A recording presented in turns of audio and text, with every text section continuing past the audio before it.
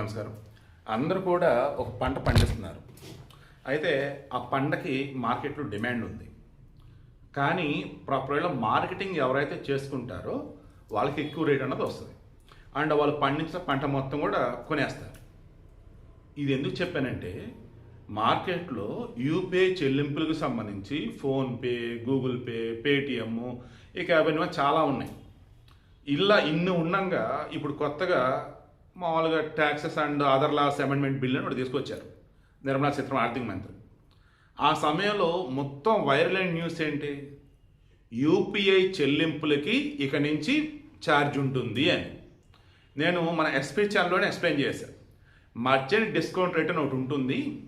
దాని ప్రకారం 2000 పైన కనుక బిల్లు కనుక అయితే అప్పుడు 0.2 నుంచి 0.4 వరకు ఛార్జ్ చేస్తారు. అది కూడా ఖచ్చితంగా ఇక్కడ ఐదర్ బ్యాంక్ కూడా ఛార్జ్ చేస్తాడు, లేదా బ్యాంక్ నుంచి అన్న తీసుకుంటారు, లేదన్నప్పుడు మర్చెంట్, బ్యాంక్ కూడా తీసేయండి, మర్చెంట్ ఉన్నాడు కదా, అంటే మనం ఎవరికైతే డబ్బులు ఇస్తున్నాము వాళ్ళకుండా డబ్బులు చెల్లిస్తున్నాం, వాళ్ళ అకౌంట్లో డబ్బులు పడుతున్నాయి, వాళ్ళ దగ్గర నుంచి కట్ చేస్తున్నట్టుగా నేను చెప్పాను. అయితే మీలో కొంతమంది ఏమన్నారు, భలే వాళ్ళేనే ఒక షాప్కి వెళ్ళాం, బిల్లు చెల్లించాలి, క్రెడిట్ కార్డు నుంచి కనుక చెల్లిస్తే 2% ఎక్స్ట్రా అంటాడు, అదే మీరు క్యాష్ కనుక ఇస్తే సేమ్ అదే ఛార్జ్ అంటాడు. ఇక్కడ కూడా అంతేనండి. యూపీఐ చెల్లింపులు ఒకవేళ 2000 కనుక దాటితే ఒకవేళ ఛార్జ్ వాడికి 0.3% అంటే దట్ మీన్స్ అరౌండ్ ఒక 2000 పైన ఉన్నప్పుడు ₹4, ₹5 బిల్లు పెడుతుంది అనుకుందాం. అలా పడినప్పుడు కూడా ఆ డబ్బులు ఏవైతున్నాయో మనల్ని కట్టమని అంటాడు, లేదంటే క్యాష్ ఇమ్మని అంటాడండి అన్నారు.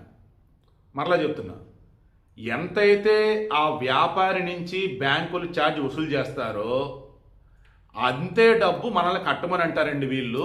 కార్డు చెల్లింపు కానీ యూపీఐ చెల్లింపు కానీ అయినట్టయితే అలా చూస్తున్నాం కదా. ఒకవేళ బై హ్యాండ్ కనుక క్యాష్ ఇచ్చేటట్టయితే సేమ్ ఎంత అమౌంట్ అంతే అమౌంట్ అంటారండి అని అన్నారు. ఇలా భయంకర డౌట్స్ ఉన్నటువంటి మూమెంట్లో ఇక ఫోన్పే వాళ్ళండి, సమీర్ నిగమ్ అనుకుంటా, వాళ్ళు సీఈఓ, మామూలుగా ఇందాక చెప్పాను చూసారా, అన్ని యూపీఐ లావాదేవీలు జరిపే వాళ్ళు ఉన్న యాప్లు ఉన్నాయి, అవన్నీ అన్నీ ఉన్నాయి. బట్ ఏ ఒక్కరు వాడు ముందుకు వచ్చి మా ద్వారా చెల్లింపులు జరిపితే డబ్బులేమి చెల్లించాల్సిన అవసరం లేదు, ఎక్స్ట్రా సేమ్ మీరు ఎంతైతే చెల్లింపులు అంతే, ₹1 కూడా మేము ఎక్స్ట్రా ఛార్జ్ చేయమని ఎవరు చెప్పలా.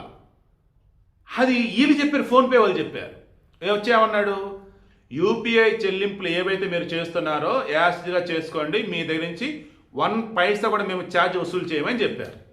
ఇప్పుడు అవునన్నా కాదన్నా సైలెంట్గా ఉన్నటువంటి వాళ్ళు ఎవరైతే ఉన్నారో వాళ్ళని దెబ్బ కొట్టినట్టే కదా ఫోన్పే, దెబ్బ కొట్టినట్టే. అందుకే నేను కూడా వీడియో ఇస్తున్నా. ఒకటే గుర్తుంచుకోండి, మన దగ్గర వస్తువు ఉండటం వేరు, అదే వస్తువు వేరే వాళ్ళ దగ్గర ఉండటం వేరు. అలా రెండు కూడా వాళ్ళ దగ్గర అదే వస్తుంది, మన దగ్గర అదే వస్తుంది, కానీ అమ్ముకుంటాం చూసారా, మార్కెటింగ్ చేసుకుంటాం చూసారా, ఎదురు వాళ్ళకి ఈ వస్తువులు మనం చెప్తాం చూసారా, అది దాని యొక్క వాల్యూని డిసైడ్ చేసేది, దాని యొక్క కొనుగోలు శక్తిని కూడా సూచించేది కూడా అదే అనమాట. కొంచెం ఎంబీఏ స్కిల్స్ వాడాను, ఏమనుకోవద్దు. బట్ న్యూస్ అయితే యూపీఐ చెల్లింపుల విషయంలో ఇప్పటివరకు కేంద్ర ప్రభుత్వం కూడా ఎక్కడ కూడా ఇంత ఛార్జ్ అని చెప్పలా. భవిష్యత్తులో వేయొచ్చు అన్నారు, అది ఎవరో ఒకళ్ళు భరించాల్సిందే కదా అని చెప్పేసి ఆర్బీఐ గవర్నర్ అన్నాడు. ఎవరు భరిస్తారు అన్నప్పుడు కస్టమర్ అయితే కాదని నేను ఎప్పుడో చెప్పాను. ఇప్పుడు కూడా క్లియర్గా వీళ్ళు ప్రూవ్ చేస్తున్నది ఫోన్పే వాళ్ళు. ఈవెన్ రేపటి రోజు ₹2000 దాటిన తర్వాత, లేదా ₹500 దాటిన తర్వాత మర్చెంట్ డిస్కౌంట్ రేట్ అంటూ ఇంత పర్సెంట్ ఒకవేళ ఛార్జెస్ సెట్ అయితే వ్యాపారి నుంచి బ్యాంకులు ఛార్జెస్ సెట్ అయితే అప్పుడు ఆ వ్యాపారులు ఏం చేస్తారంటే అప్పుడు మాట్లాడుకుందాం. ఇప్పుడైతే మాత్రం ఎక్కడ కూడా యూపీఐ చెల్లింపులకి ఎక్స్ట్రాగా 1 పైసా కూడా కట్టు కావు, పైసా కూడా చెల్లించాల్సిన అవసరం లేదు. ఎక్కడైనా అత్తెలిగి పోయేది షాపుడు కనుక ఎక్కువ అడిగాడు అనుకోండి, నమస్కారం పెట్టండి, ఇంకోసారి దగ్గర పోకండి. అలా ఎవరు చేయరు.